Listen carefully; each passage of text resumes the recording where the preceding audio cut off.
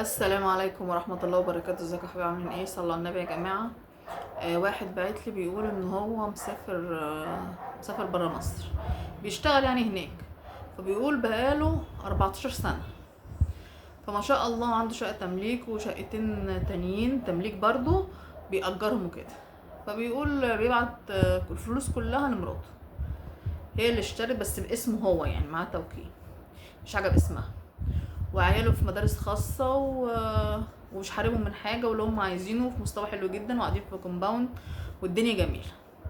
فبيقول بس كل شوية تعزم اخواتها آه، بأرقام، يعني تجيب لهم مثلا غدا ب4000 جنيه كل شوية.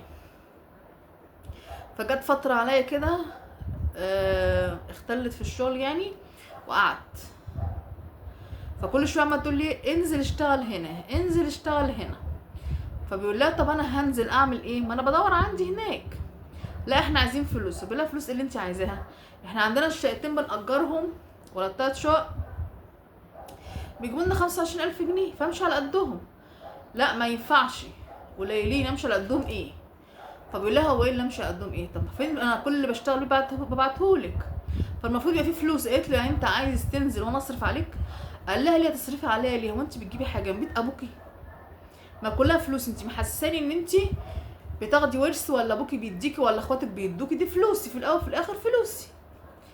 مما قالت له ايه؟ لا ومش لا، وانزل اشتغل. قال لها هنزل اشتغل اخد 8000 جنيه، وجبتين حق وجبتين ولا يومين اهلك ياكلوهم؟ ما توفري العزومات دي شويه ومشي الدنيا ومشي بيتك.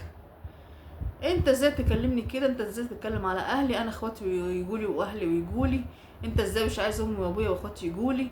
وبلا ما بقولكيش ما يجوا ولا ما يجوش، ما يجوا، انا مش قصدي حاجه. انا بقولك لمي نفسك شويه، لمي مصاريف ايدك شويه، عقبال ما ربنا يسهل والاقي شغل والدنيا تمشي.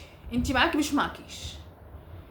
لا انت ازاي تتكلم على اهلي كده واخواتي؟ انا يجولي في اي وقت، انا اعزمهم في اي وقت، انا اعمل اللي اعمله، انت مالكش دعوه. هو انت عايز تنزل واصرف عليك؟ لا انزل اتصرف، انا مش فيه.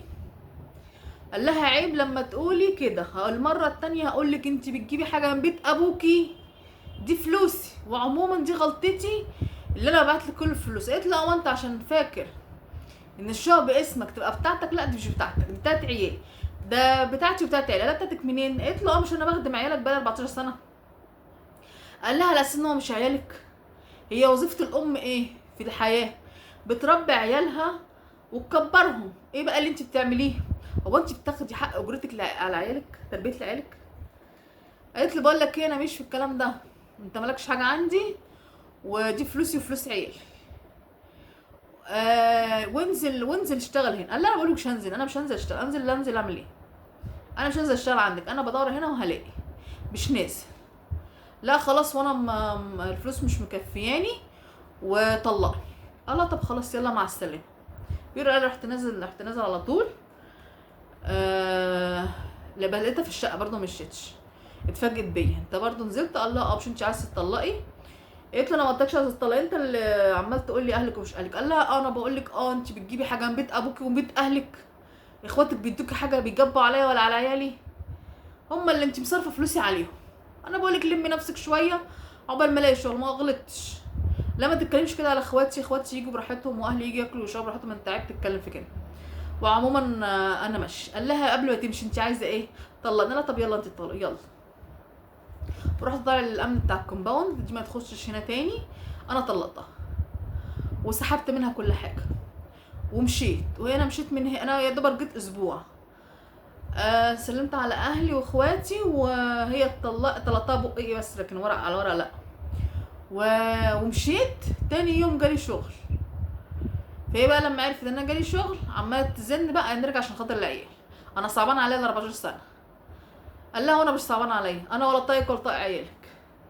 بس عموما آه انا مالكيش شقه عندي ومالكيش حاجه عندي، بس انا صعبان عليا العيال. لا العيال ملهاش دعوه طبعا، هي غلطانه غلطانه غلطانه، بس عيالك اديهم اللي يكفيهم، وانت غلطان من الاول.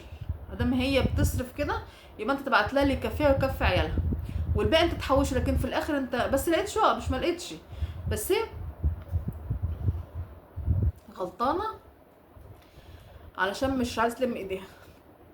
فانت ايه، انت بقى خلاص شوف نفسك وظبط فلوسك وابعت للعيال على قدهم هم بس، وهي لا، ادبا ليها عشان هي اتنمرت على عيشتها، ان هي كانت عايشه عيشه محدش عايشها وهي اتنمرت عليها. خلي بقى اخواتها واهلها يدوها، لكن انت كفي عيالك. وفي ستات كده، في ستات مرضى لا اله الا الله، يعني ما بيعجبهمش اللي هم فيه، هم في نعمه مش حاسين بيها. فهي خليها بقى تدور على اللي كانت بتاكلهم وتشربهم يصرفوا عليها، وانت اصرف على عيالك وكفي عيالك. وانتوا قلنا رايكم في الكومنتات ايه، وصلوا على النبي يا جماعه، والسلام عليكم في فيديو جديد.